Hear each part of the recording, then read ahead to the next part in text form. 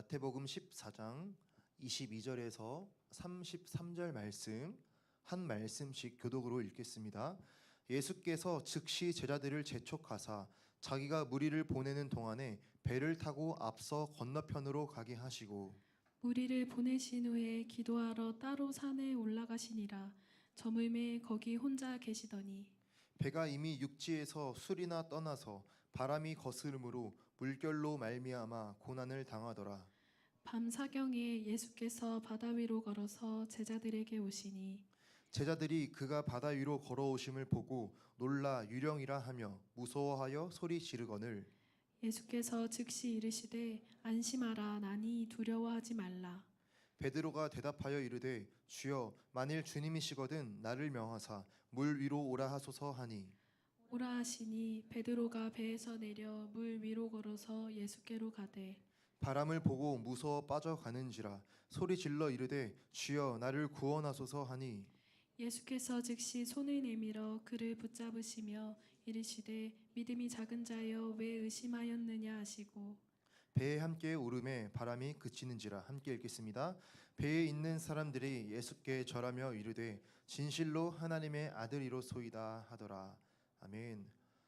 네, 먼저 우리 우리 이 말씀을 나누기 앞서서 우리 지난주 수련회였잖아요. 우리 수련회에 있어서 또 정말 수고하고 뒤에서 정말 보이지 않게 수고한 그런 청년들이 정말 많이 있습니다. 그래서 한번 감사의 말씀을 전하고 싶어서 먼저 이렇게 수련회를 전체적으로 다 기획하고 준비한 우리 기획팀 그런 청년들이 있고 또 가이드북을 만들고 또 아침 식사를 챙겨주고 여러분 간식팩을 만들어준 그런 행정팀 또 예배마다 정말 이렇게 은혜롭게 찬양을 준비해준 예배팀과 정말 모든 PPT랑 방송 관련된 거 다 준비해준 또 미디어팀 또 차량 운행으로 봉사해주신 그런 청년들도 계시고 또 우리 조장으로서 또 조원들 같이 섬겨주고 잘 이끌어주신 모든 분들 정말 너무 감사합니다.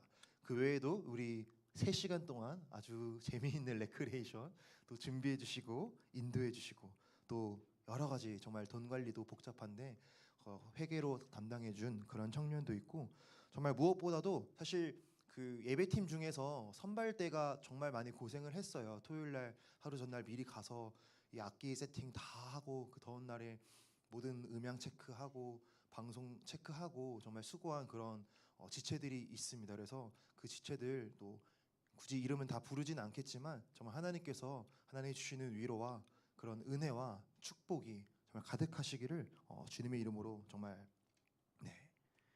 기도하겠습니다. 아무튼 우리 모두 너무 감사드립니다. 네, 오늘 이렇게 말씀 나누도록 하겠습니다.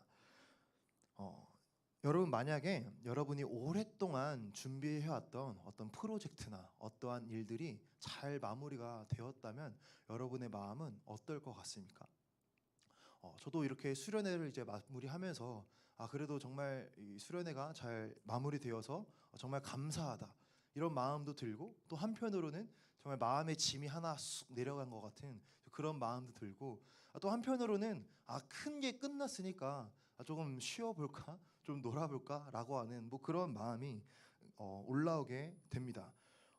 오늘 우리가 이제 말씀을 보면은 이 긴 대목인데 이 이전에 어떤 사건이 있었냐면 오병이어라고 하는 그런 사건이 있었어요. 우리 다 잘 아시듯이 정말 수많은 남자만 5,000명이었으니까 그 외에 여자나 노약자들이나 어린이들까지 하면은 한 10,000명 이상이 되는 그런 사람들이 예수님의 말씀을 듣고 그때 예수님이 그들의 허기짐을 물고기 2마리와 보리떡 5개로 다 채워주시는 그런 놀라운 기적이 일어난 직후입니다.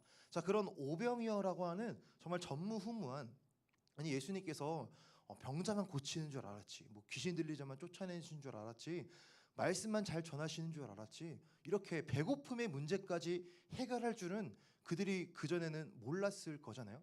그런데 그들이 식의 문제, 배고픔의 문제까지 예수님께서 해결해 주시는 것을 경험하니까 정말 그들은 더욱더 그 예수님에 대한 기대감이나 이 예수님께서 정말 우리를 이 로마의 압제로부터 구원해 줄 그런 왕이시다 이 예수님을 우리가 임금 삼아야 된다라고 하는 그런 마음이 올라왔을 것입니다. 자, 그러한 상황 가운데 예수님께서는 우리 사람들의 모든 마음을 다 아시는 분이시잖아요. 그래서 그들이 잘못된 그런 마음을 가지지 않도록 서둘러서 그 무리들을 다 흩으시는, 다 집으로 뒤돌아 이제 가라고 보내시는 그런 예수님의 모습을 볼 수 있어요. 자, 그래서 예수님께서 재촉하셔서 제자들도 배를 타고 건너편으로 가라 말씀하시고, 예수님도 그 모였던 모든 사람들을 다 집으로 돌아가라라고 말씀하십니다. 자, 그 이후에 예수님께서 하신 일들은 한적한 곳에 산으로 나아가서 하나님께 기도하셨다라고 말을 하고 있어요. 23절에 보면은 무리를 보내신 후에 기도하러 따로 산에 올라가시니라. 저물매 검기 혼자 계시더니. 네, 예수님께서는 큰 사역을 마치시고 하셨던 일이 하나님께 나아가 기도하셨다라는 것입니다. 제가 처음에 질문을 드렸듯이 우리가 어떠한 큰 프로젝트나 큰 일이 마무리되면은 우리 마음이 때로는 붕 뜰 수도 있어요. 아, 내가 이제 오랫동안 준비했던 게 끝났으니까 좀 쉬고 놀고 좀 즐기자.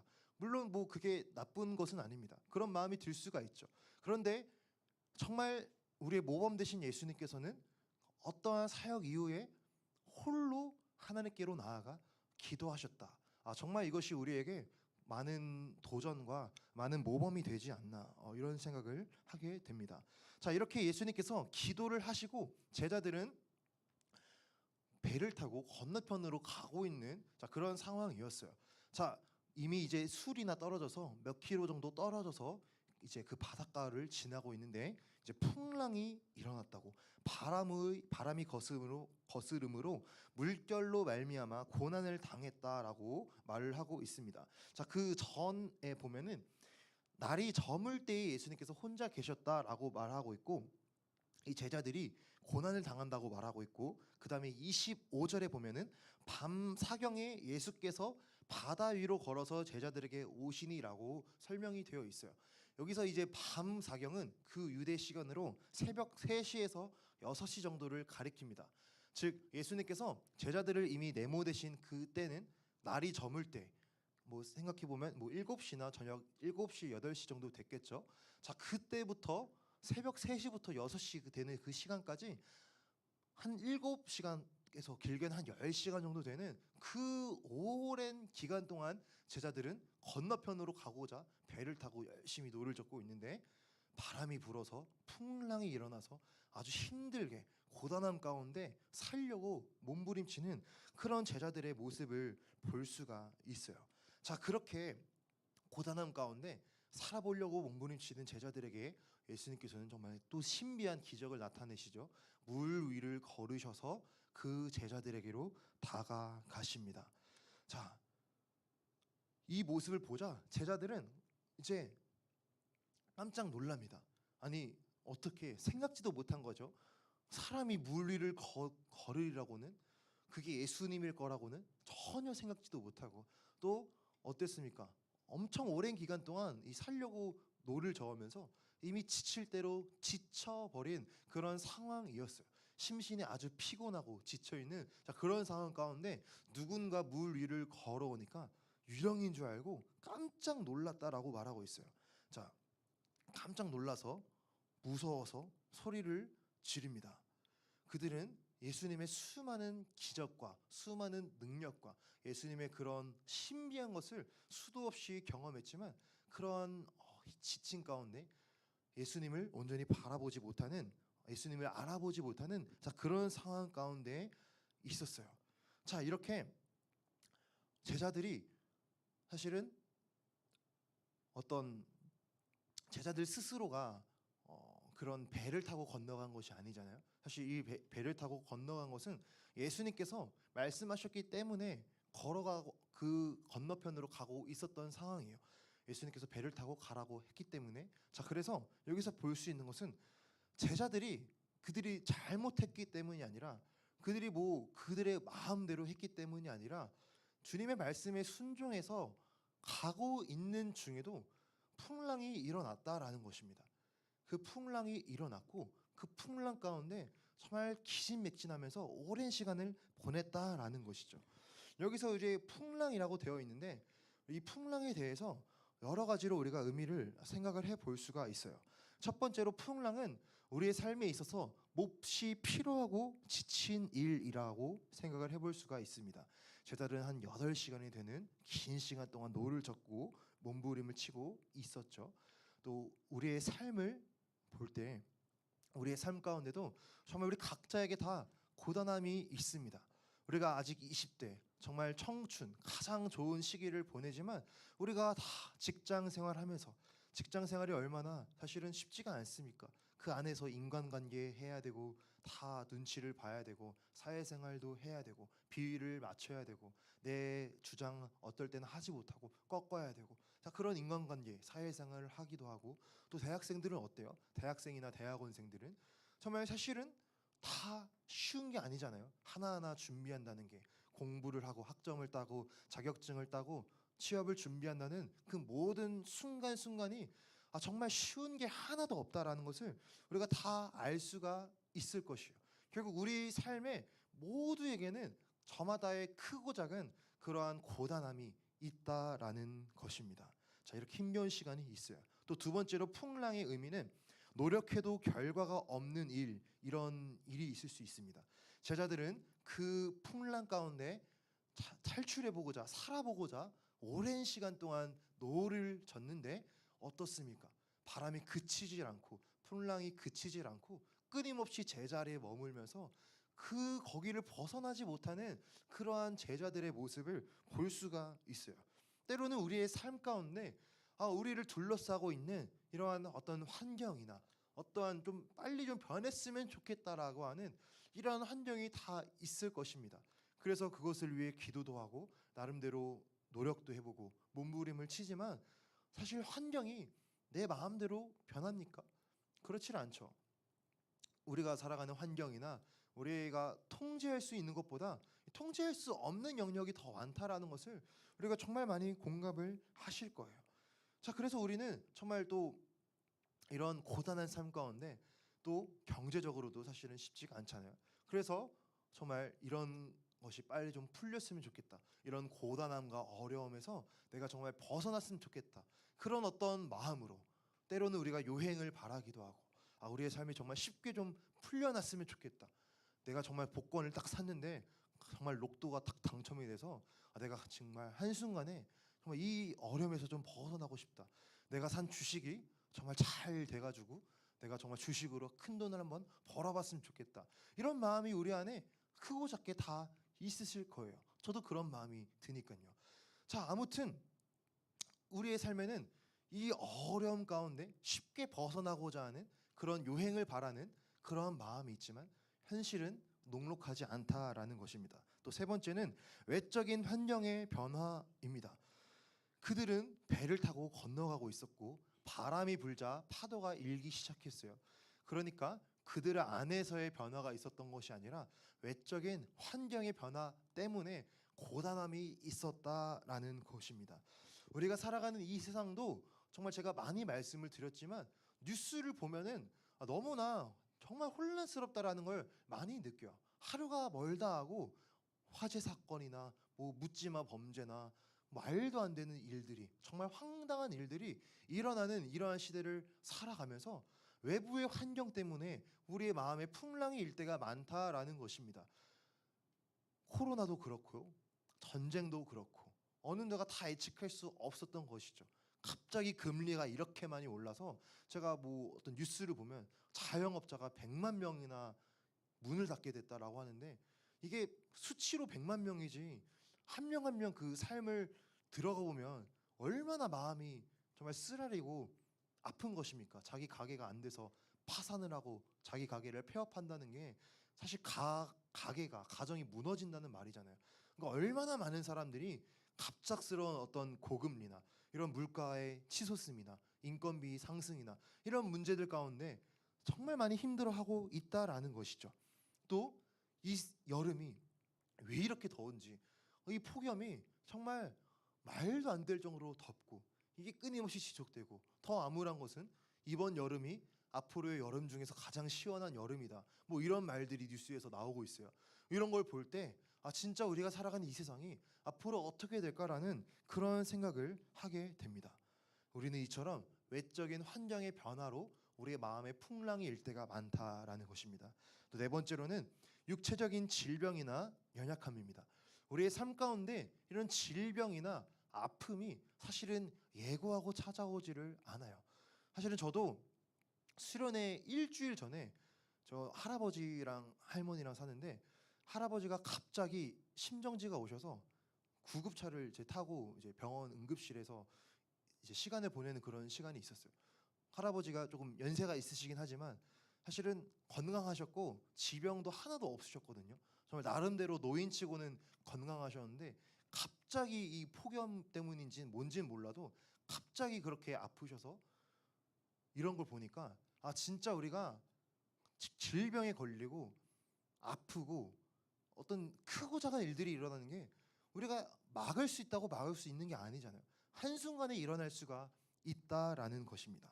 또 다섯 번째로 불안한 주변의 상황 때문에 우리의 불안한 주변의 상황도 풍랑의 의미라는 것이죠. 우리가 살아가는 이 세상이 내 뜻대로 되는 것보다 내 뜻대로 되지 않는 것들이 더 많기 때문에 통제할 수 없는 영역이 많기 때문에 또 미래를 알 수가 없기 때문에 우리는 그 가운데 불안함을 느낀다라는 것이죠. 즉 우리는 미래에 대한 불확실성을 느낄 때 불안함을 느낍니다. 제가 이번에도 이제 수련회 피드백을 받으면서 어떤 친구한테 이런 말을 들었어요. 자기가 조장으로 섬기게 되었는데 사실은 그때부터 잠이 너무 안 왔다라는 거예요. 수련회를 가서 정말 조장으로 잘 해야 되는데 마음이 너무 걱정되고 내가 잘할 수 있을까? 내가 진짜 잘 섬길 수 있을까? 막 긴장도 되고 두근거리고 그런 어떤 불안함 때문에 사실은 그 마음이 어려움이 있었다라는 것이죠. 또 어떤 우리 음향을 세팅하는 뭐 이런 부분도 뭐 여러 있었고 아무튼 우리는 어떠한 일이 일어날지 예측할 수 없는 것 때문에 우리의 마음이 불안하고 풍랑이 일어날 수 있다라는 것이죠. 저도 어렸을 때 제가 아기 때 아버지가 저와 같은 교육 전도사였어요. 그래서 교육 전도사들은 사실은 여러 군데 여러 교회에서 이제 경험을 많이 쌓고 배워야 되기 때문에 한 교회에 정말 많이 머무르시는 분도 계시지만 한 2년이나 3년에 한번 이렇게 교회를 옮기시면서 많은 경험을 쌓으십니다. 자, 아무튼 그래서 저도 아빠가 교육 전도사니까 계속 이제 옮기 다니셨죠. 뭐 부천 살았다가 인천 살았다가 김포 살았다가 안산 살았다가 안양에도 있었다가 되게 이사를 많이 다녔어요. 이사를 많이 다니면서 전학을 다니죠. 전학을 가면 항상 마음이 불안해. 이번 초등학교 가면은 또 어떤 친구들이 있을까? 이런 친구 이번에는 또 어떻게 또 적응해야 되지? 또 어떻게 친해지지? 기껏 좀 친해졌는데 또 새로운 친구들 만나야 되고 그런 게 처음 저한테는 어렸을 때 불안한 요소였다라는 생각이 듭니다. 자, 어찌 되었건 이렇게 풍랑의 의미를 찾아보았는데 이렇게 풍랑 가운데 살고 싶어 몸부림치는 제자들에게 한 가지 은혜가 있다라는 것은 그 모습을 보시고 예수님께서 찾아가신다라는 것이죠. 예수님은 그들에게 찾아가셔서 손을 내미시고 그들을 붙들어 주십니다. 이거 하기 전에 자 우리가 또 이런 아까 말씀드렸듯이 예수님께서 말씀하셨음에도 불구하고 그 길을 걸어갔을 때 풍랑이 일어났다라고 말을 했어요. 그럼 우리가 이렇게 역으로 생각을 해볼 수가 있겠죠. 아니 주님이 말씀하신 길을 가는데 하나님 인간적으로 풍랑은 막아주셔야 되는 거 아닙니까? 내가 내 길을 가는 게 아니라 주님이 말씀하신 길을 가는데 하나님 왜 풍랑이 있어요? 하나님 이거 불공정한 거 아닌가요? 이거 불공평한 거 아닌가요? 이런 질문을 할 수가 있어요. 또 많은 사람들이 하나님을 믿지 못하는 이유 중 하나가 하나님이 정말로 살아계시다 한다면 하나님이 정말 사랑의 하나님이라고 말을 한다면 왜 이 세상에 이렇게 악이 있나요? 왜 이 세상에 이렇게 고통이 있나요? 왜 이 세상에 이렇게 불공정한 세상이 있나요? 이런 걸 볼 때 자기는 하나님을 믿을 수 없다고 그 하나님이 선하신 하나님이라 자기는 인정할 수 없다고 말하는 사람이 사실은 많이 있다라는 것이죠.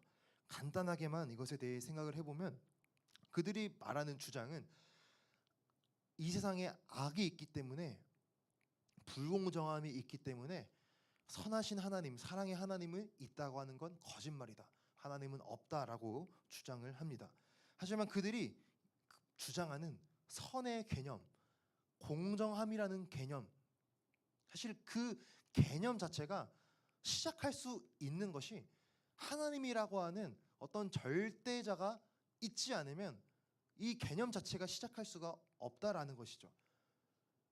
하나님이라고 하는 절대적인 존재가 우리에게 도덕을 부여해 주셨고, 우리의 마음에 양심을 부여해 주셨고, 그것을 이제 도덕 시간에 뭐 자연법이라고 배우잖아요. 법을 알지 못하는 그 시대에도 우리 마음에는 살인은 나쁜 것이다, 도둑질은 나쁜 것이다, 남의 물건을 가져가면 안 된다라고 하는 양심이 있잖아요. 그것을 사람들이 자연법이라 불렀고, 그 자연법이 어디에서 나왔냐라는 것을 계속 거슬러 올라갈 때 절대자라고 하는 하나님이라고 하는 존재가 없으면 양심의 문제나 자연법의 문제가 설명이 안 된다라는 것이에요. 그래서 그 사람들이 말하는 선의 개념, 공정함이라는 개념 그 자체가 있다라는 게 오히려 그것을 부여하신 절대적인 존재가 있다라는 것을 드러내고 있습니다. 자, 아무튼 이 세상은 하나님이 없으면 그런 선이나 공정함의 개념이 설명이 되지 않는다. 그럼에도 불구하고 우리가 살아가면서 사실은 현실 가운데 많은 어려움을 만나게 되죠. 아까 질문했던 것과 같이 우리가 하나님을 따라가는데 왜 이런 어려움이 있나요? 불공평한 거 아닌가요? 이거 막아주셔야 되는 거 아닌가요? 이런 질문 앞에, 또는 정말 우리가 말로 할 수 없는 비극 앞에, 말로 할 수 없는 전쟁 앞에, 사실은 아무 말도 못 하잖아요. 그런 끔찍한 일이 일어났을 때 우리가 말할 수 있는 건 아무것도 없지만, 우리가 딱 한 가지 그래도 붙들 수 있는 것은 하나님께서 우리를 그러한 이 세상을 버리시지 않고 끝까지 우리를 구원하시기 위해서 이 땅에 아들을 보내시고 예수님을 보내셨다라는 것입니다. 우리가 그것을 다 논리적으로 모든 사람이 납득할 수 있을 정도로 사실은 설명을 하기가 어려울 수가 있어요. 그러나 우리가 붙잡을 수 있는 것은 그럼에도 불구하고 그 어려움과 고난 가운데 있는 우리를 위로하시고 구원하시려고 하나님은 아들 예수님을 이 땅에 보내시고 십자가에 죽으시고 죽게 하시고 우리를 구원해 주셨다. 이것이 우리가 붙잡아야 될 사실이라는 것이죠. 다시 본문으로 돌아와서 27절입니다. 예수께서 즉시 이르시되 안심하라 나니 두려워하지 말라. 아멘. 이 말씀이 정말 많이 은혜가 되는 것 같아요. 오랜 시간 동안 고단함 가운데 지쳐있는, 쓰러질 것 같은 상황 가운데 예수님께서 처음 마디가 안심하라 나니 두려워 말라. 그 풍랑 때문에 두려움 가운데 휩싸일 때에 주님은 말씀하십니다. 안심해라. 내가 너를 붙잡아 줄게. 내가 너를 붙들어 줄게. 걱정하지 마. 풍랑으로 인해서 너 망하지 않을 거야. 너 죽지 않을 거야. 너 삼켜지지 않을 거야. 상황을 보면 바람 때문에 배가 뒤집혀서 자기가 죽을 것 같은 그런 상황이지만, 상황을 보면 경제적으로 어려울 수 있고, 상황을 보면 이해할 수 없는 일이 일어날 수 있고, 상황을 보면 여러 가지 일로 우리 마음이 요동치고 힘들고 아프지만, 우리가 그나마 그래도 붙잡아야 될 것은 끝까지 우리를 찾아오시고 붙드셔서 안심하라고 주님께서 말씀하신다라는 것입니다. 우리가 예수님을 붙잡아야 될 줄로 믿습니다. 자, 28절 베드로가 대답하여 이르되 주여 만일 주님이시거든 나를 명하사 물 위로 오라 하소서 하니 오라 하시니 베드로가 배에서 내려 물 위로 걸어서 예수께로 가되. 자, 사실 이 부분은 조금 의아한 장면이기도 해요. 베드로는 정말 좀 여기서도 튀는구나. 여기서도 정말 그 예수님을 더 이제 사모하는 좋은 마음이죠. 예수님을 경험하고 싶은, 예수님에 대한 어떤 기대감, 그런 것이 조금 어떻게 보면 황당할 수 있는 질문이잖아요. 예수님, 나로 물 위를 걷게 하소서. 예수님께로 가게 해주세요. 어떻게 보면 되게 좀 황당할 수 있는 요청이지만, 예수님은 이 베드로의 요청을 들어주시고 물 위로 오라고 말씀을 하십니다. 정말 이 베드로를 볼 때 베드로가 용기가 있어서, 베드로가 좀 정말 담대해서 이렇게 했구나라는 것도 생각해 볼 수 있지만, 말씀을 묵상하면서 어떻게 보면 베드로는 그냥 어떻게 보면 좀 단순했을 수도 있겠다. 그냥 우리가 어린아이가 아픔이 있거나 어떤 큰 상황 가운데 부모님이 올 때, 엄마가 오면은 그냥 주저없이 엄마 품에 확 안기잖아요.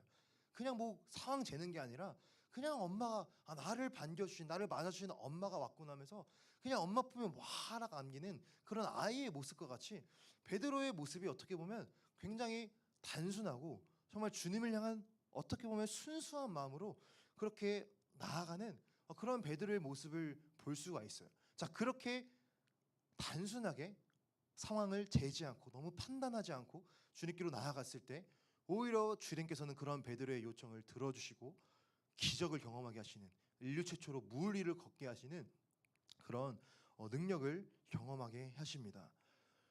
우리가 하나님의 일을 하면서 우리가 열심히 철저하게 기획을 하는 것이 너무나 중요합니다. 하나하나 계획을 세우고 대비를 하고 이럴 때 어떻게 해야 되지?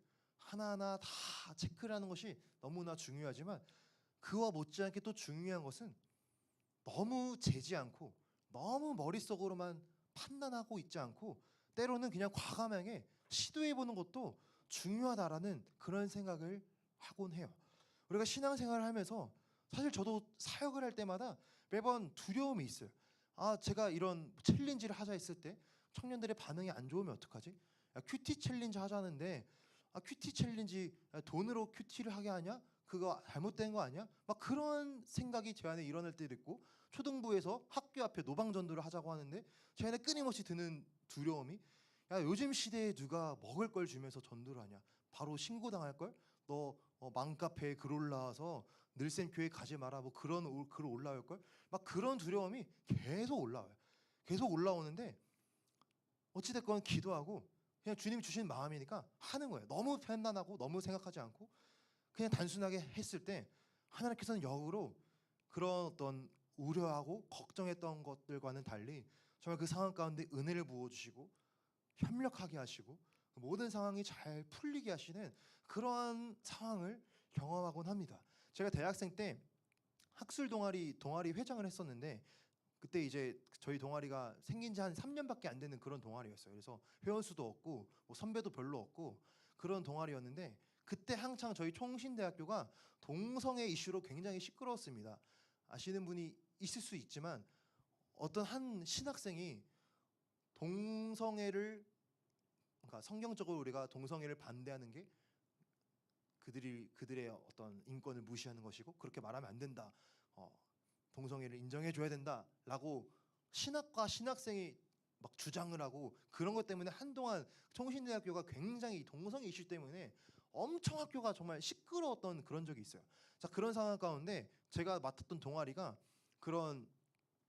이런 나라와 민족에 대해서 이런 동성애를 우리가 성경적으로 반대해야 됩니다. 낙태를 반대해야 됩니다.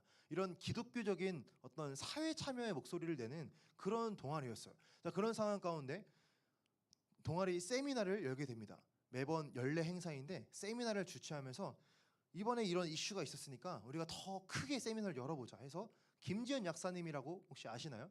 반동성애 강의하시는 굉장히 유명하신 분이에요. 그분을 초청하고 또 어떤 학술적으로도 교수님을 초청해서 한 세미나에 두 연사를 초청해서 세미나를 진행을 하게 되었어요. 자, 근데 세미나면 뭐가 있어야 돼요? 돈이 있어야 되죠. 돈.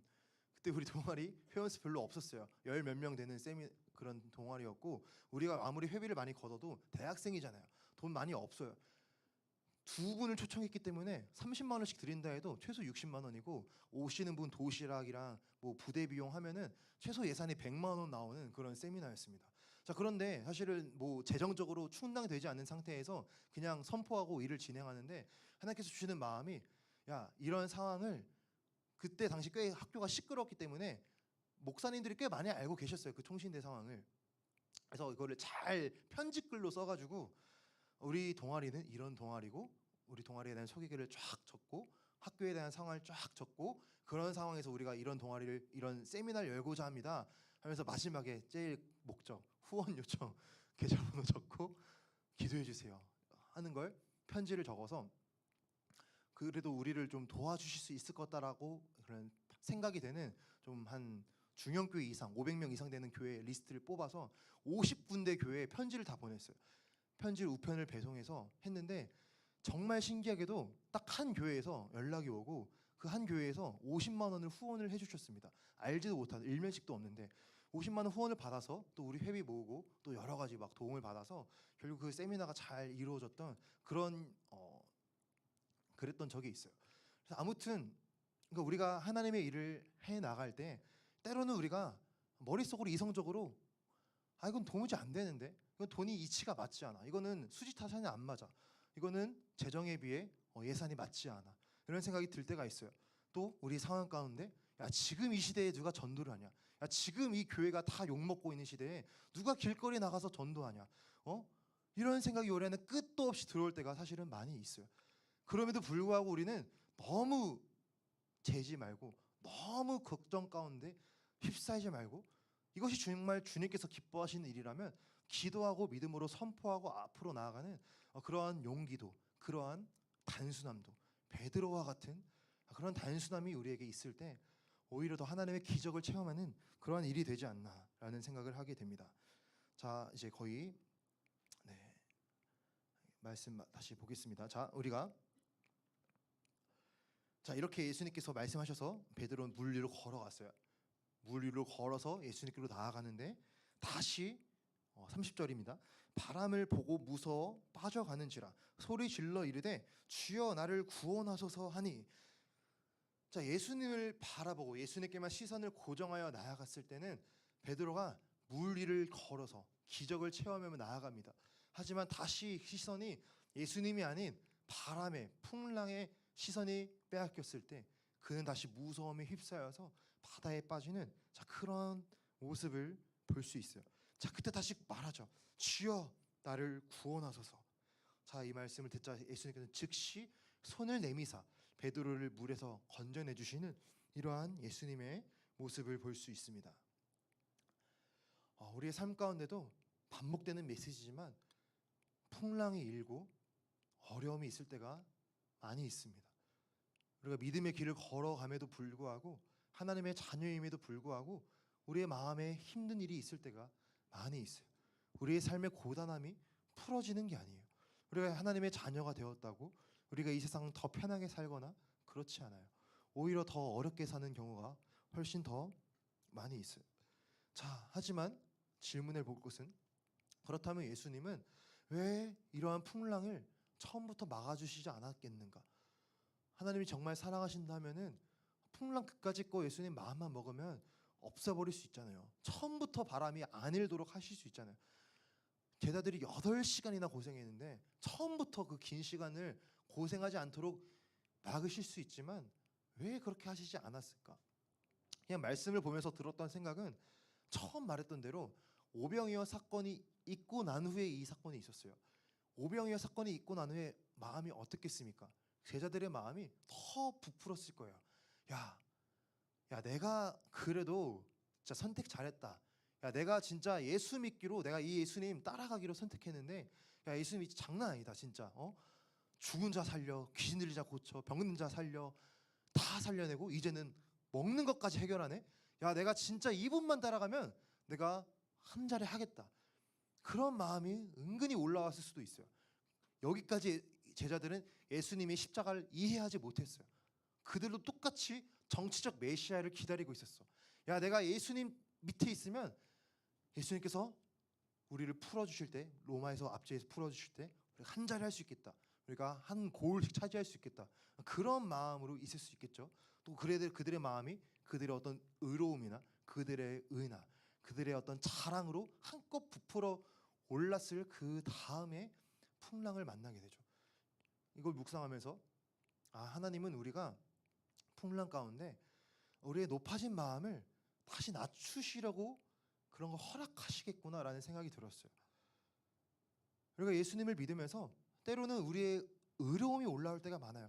야, 그래도 내가 이렇게 잘했기 때문에 이런 거야. 야, 내가 교회에서 얼마나 많이 섬기는데, 야, 내가 우리 부서 얼마나 많은 일을 하는데, 야, 내가 주님을 위해 얼마나 내 삶을 드리는데라고 하는 마음. 야, 이렇게 수련회가 잘 끝난 것이, 야, 정말 내가 눈에 보이진 않지만 내가 많은 일을 했기 때문에 이렇게 수련회가 잘 끝났어라고 하는, 나도 모르게 우리 안에 그러한 의로움이나 나의 어깨가 올라갈 수가 있다라는 것이죠. 하지만 예수님께서 원하시는 것은 우리의 어떠함으로 우리가 의롭게 되고 우리가 마음이 높아지는 것이 아니라 우리의 마음이 철저히 낮아져서 이 모든 상황을 결국에는 예수님께서 통제하시고 오직 예수님의 은혜이고 그 예수님의 은혜로만 이 자리에 있을 수 있다라는 것을 다시 한번 몸소 가르쳐 주시려고 예수님은 그러한 풍랑을 허락하시지 않았겠나라는 생각을 하게 됩니다. 결국 우리의 풍랑 가운데 우리가 해야 되는 건 우리의 시선을 끊임없이 예수님께로만 고정시키는 거예요. 다른 것을 바라보면 안 돼요. 풍랑을 바라보면 두려움에 휩싸여요. 뉴스를 바라보면 저도 마음이 정말 어려워요. 이 세상이 정말 어떻게 될까? 그러나 우리가 예수님만을 바라봐야 될 줄로 믿습니다. 우리가 아직 기회 있을 때 마음껏 나와서 예배할 수 있을 때, 마음껏 나와서 기도할 수 있을 때, 마음껏 성경 읽을 수 있을 때, 여러분 충분히 성경 많이 읽어 놓으세요. 충분히 많이 기도해 놓으세요. 충분히 정말 모든 예배마다 하나님 앞에 예배의 성공자로 서보려고 우리의 마음을 잘 들였으면 좋겠습니다. 여러분 그 임현수 목사님이라고 혹시 아시나요? 그 목사님은 북한 선교하시다가 949일인가 거의 3년 가까이 북한의 감옥에 갇히셨던 그런 목사님이 계신데, 그 목사님이 간증 예전에 봤는데 그 목사님이 버틸 수 있었던 게, 목사님으로서 얼마나 이제 설교를 많이 하십니까? 나이가 어느 정도 지긋하시고 설교를 많이 하시고 말씀을 읽으시고 하시잖아요. 감옥에서 900일 넘게 있으면서 버틸 수 있는 힘이 성경 읽을 수가 없잖아요. 자기 안에 내가 그동안 읽어왔던 말씀, 내가 그동안 주님과의 교제했던 그 교제, 주님과의 관계 안에서 그 은혜의 힘으로 말미암아 내 마음에 새겨져 있는 하나님의 말씀을 붙잡고 기도할 때에 버틸 수가 있었다라는 것입니다. 우리가 이렇게 예배를 드리는 것이 절대로 헛된 일이 아니에요. 절대로 지나가는 시간이 아닙니다. 하나님 안에 기억되는 시간이고 우리의 영혼 가운데, 우리의 신비 가운데, 우리의 마음 가운데 말씀이 새겨지는 시간이에요. 여러분 말씀 읽는 거 절대로 게을리하지 않았으면 좋겠습니다.